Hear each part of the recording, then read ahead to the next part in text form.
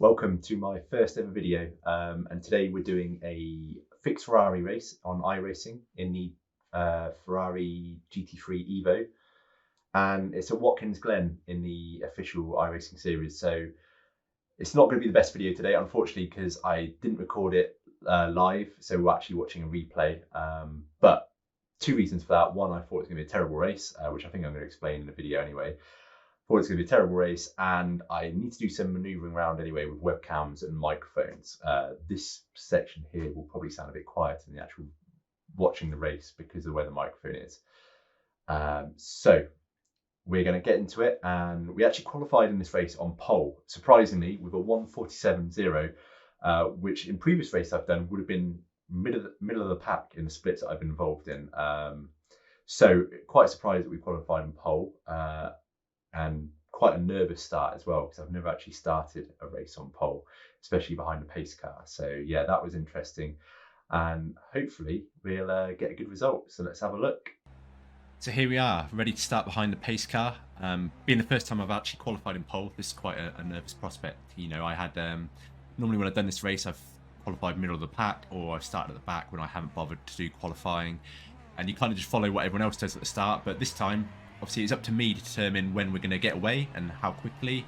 And yeah, as I say, being in pole, I didn't want to ruin that sort of good start and, you know, completely get mugged off at the start or go in too hot to turn one, you know, and make a stupid mistake or get taken out. So anyone who's done this track before will know this pace car goes so slowly, and it, you know, what is normally a 1:40, 1:50 lap becomes about 5 minutes, and it gives me plenty of time in this position to overthink things. So yeah, this felt quite a horrible little pace lap here, because as I say, I was just thinking about what to do, overthinking it, and just getting myself far too worked up. But rather than make you sit through 5 minutes, I'm going to skip ahead to the start of the race, and we'll see just how badly I screw this up. So here we are, coming into the penultimate corner, and I pretty much decided at this point we're just going to play it as safe as we can. We're going to wait for the pace car to pull in completely into the pits, and we're just going to go at that point rather than sort of make everyone go at the straight away at the start of the exit of this corner, which is pretty much what everyone else does when I've done this track previously. You know, probably a little bit conservative and maybe leaving ourselves open to an overtake. As you can see, I put the throttle down as soon as the pace car swerved in.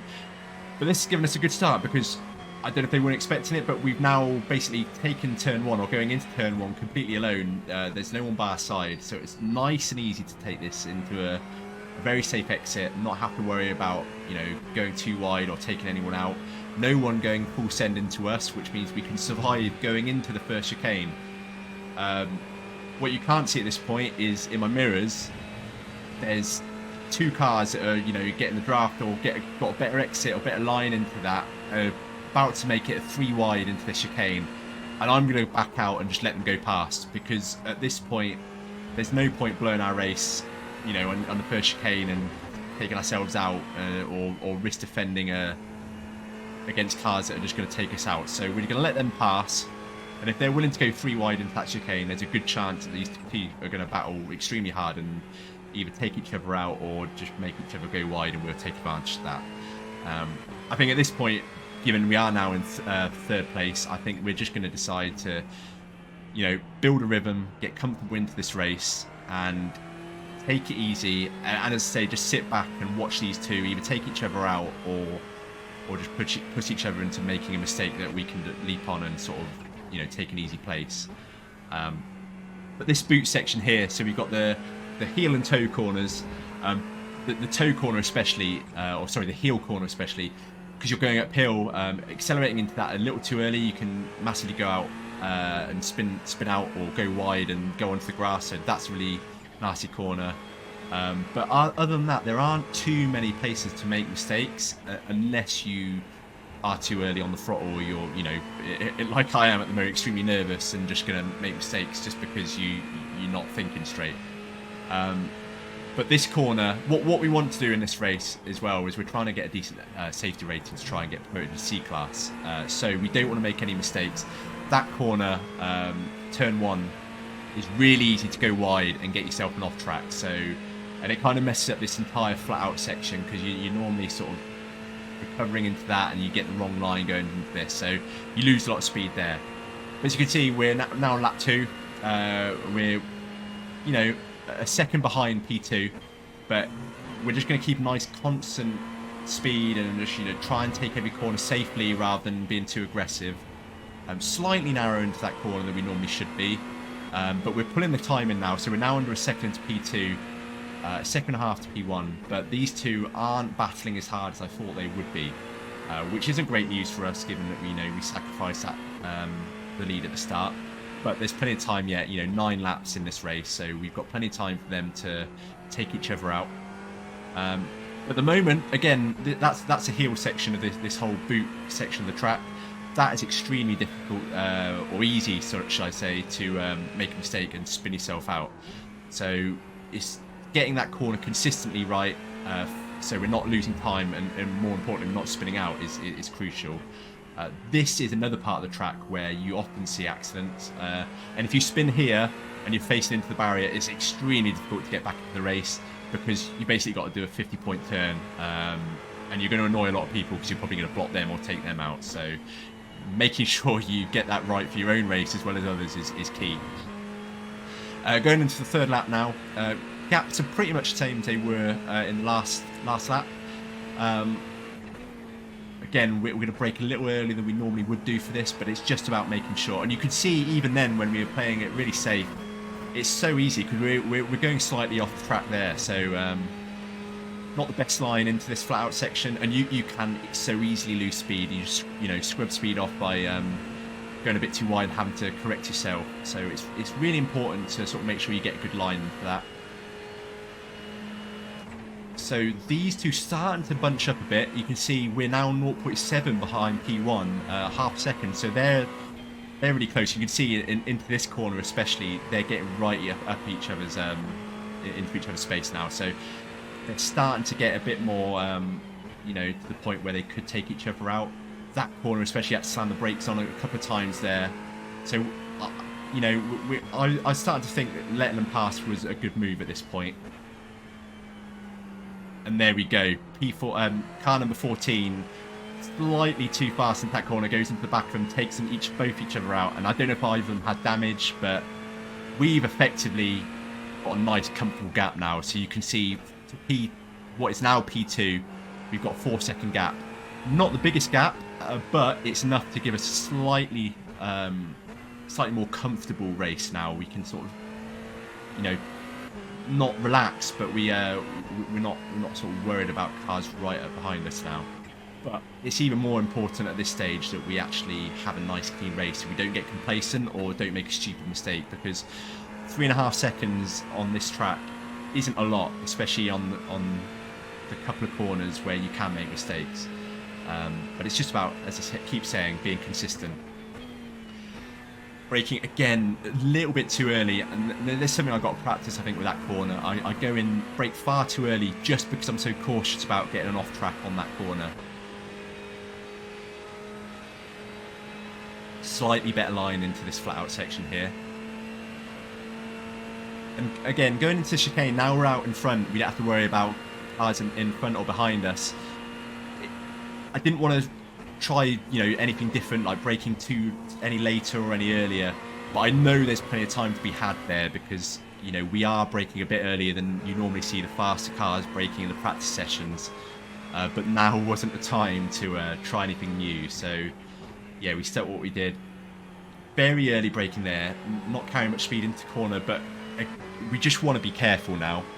We've got this lead, and as you can see, the relative, it's going actually up from what it's been, from about 3.5 seconds up to 4, and we really nearly messed up that corner, nearly took it into the grass.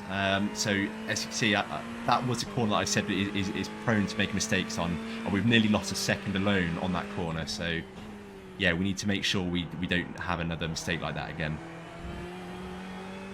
Again, widen that corner, but the off track slightly generous into that corner. You can go a bit wider than you'd expect and not get an off track. So this corner here, you normally want to ease off the throttle at the 100 mark. and you take into the corner, and just as you get to the curb, accelerate. So I was slightly early there, and if you are early, you can easily go wide over the curb on the other side, which completely messes you up for that last corner. So it's one of those corners where once you mess up on that, it takes you out for the next few corners. So it's important to get that right.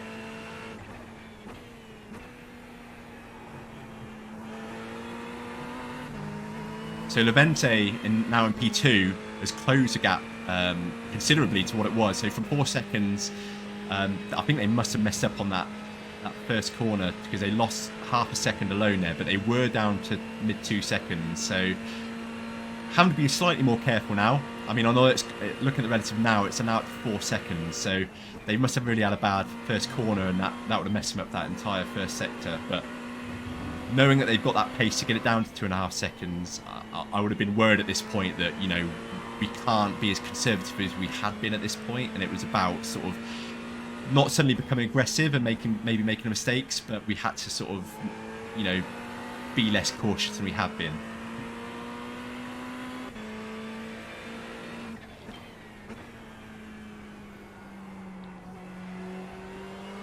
And you can see on the track map here that actually it's quite, other than sort of, you know, we've got that 3 second gap, it's quite bunched up behind. So, you know, if we were to make a mistake and fall back in the pack, it's going to be difficult to try and get back out in front past Levente, knowing what pace they've got. And you can see, talking about that pace, they've now got the gap down to 2 seconds. So we've either had a bad lap or they're really quick and they're flying. So, you know, at this stage of the race, we're a few laps in, lap 5 of 9, but it's got to that point now where we need to get a move on, because, you know, we can't afford to give that much time away again. And Levente's actually got a lapped car behind them, but at this point, on the voice chat especially, close to getting off track there. Sorry, going back to the voice chat. So Christopher actually wanted to get past, being faster, but you know, being a lapped car, Levente didn't really have to let them pass, but probably should have done if they were being sort of slow and holding them up. I think that was almost like a little battle themselves. So I think that's why you can see the relatives drop down a lot, because I think although they're not battling for position, I think Christopher's trying to get past and Levente's not having any of it.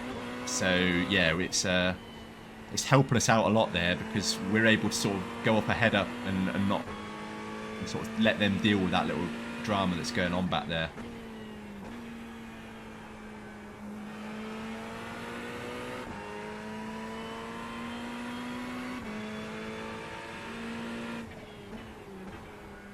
A slight little lock up there, so we are lucky because it's so easy to spin there.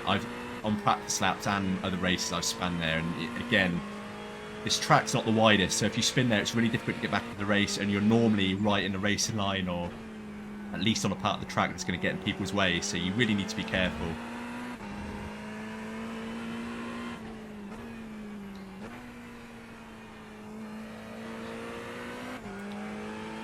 So I keep talking about that relative, but you can see, if you've been watching, that it's fluctuating down from as low as, or as little as 1.9 seconds.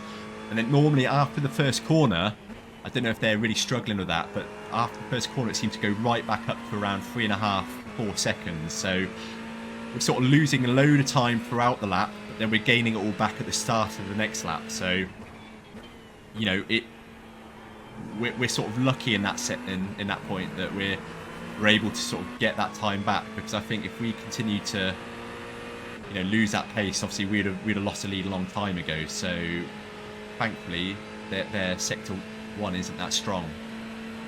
So yeah, you know, it's gone back up to 4 seconds now, so clearly their first corner, or that last corner into the lap, into the new lap, is pretty weak.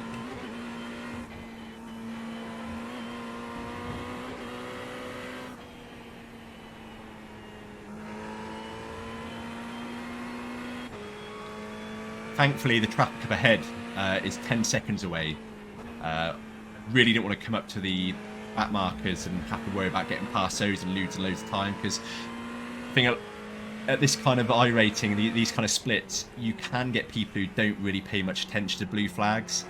So we could have lost a lot of time, but I think 10.9 seconds, we were never going to have to worry about hitting those, especially with 2 laps to go.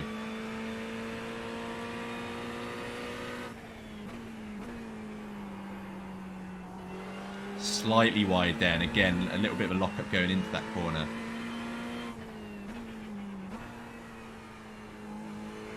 I think that this corner especially, it's really difficult to gauge someone who's quite new to iRacing and sort of just general simulations coming. So, you know, I was previously only playing F1, so coming into that corner and braking and stuff, it's really difficult to sort of understand how to sort of take that consistently every time. So you'll see nearly every lap that I've taken that corner differently and coming at a different line, which again is probably costing me a lot of time. But for the other corners, I think watching these laps now as I'm recording this video, I think I've been fairly consistent, not really lost too much time. Obviously these laps, I think at the end of this race we're going to see a 1:48 average lap time. So while that by no means is quickest compared to, you know, some splits where they get as low as 1:45, it's quick enough, and it's why we were able to keep this lead. I think the next average lap time, which would have been P2, I think was a low 1:49, so we were about half a second ahead, which, you know, it explains why we were able to keep this fairly consistent relative by the end of the lap, even though it sort of does fluctuate across the duration of the lap.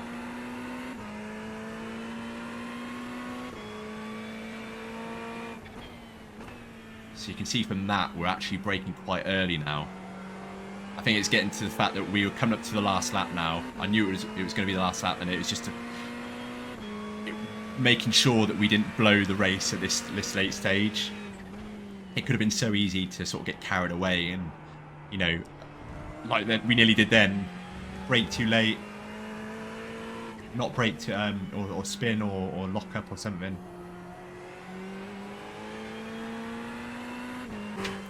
The white flag comes out and we know we're on the last lap. And at this point, I think nerves have gone from being really settled because of the sort of ribbon we built throughout the race to just going through the roof again. So I knew that it would be so easy to ruin this race now, but I knew I was 1 lap away from my first ever iRacing win. So I was both extremely excited and nervous at this stage.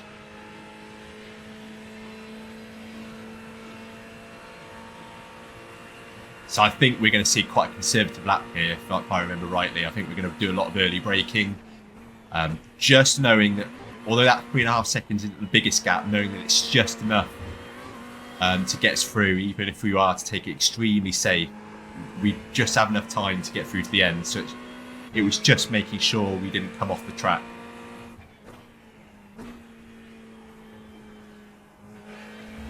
Going extremely narrow into that corner, so we quite close to the grass, which would have been a nasty spin if we hit it, especially given how early we were on the throttle there. And now we're past this corner, I think I could start to relax a bit, because that was the last tricky corner.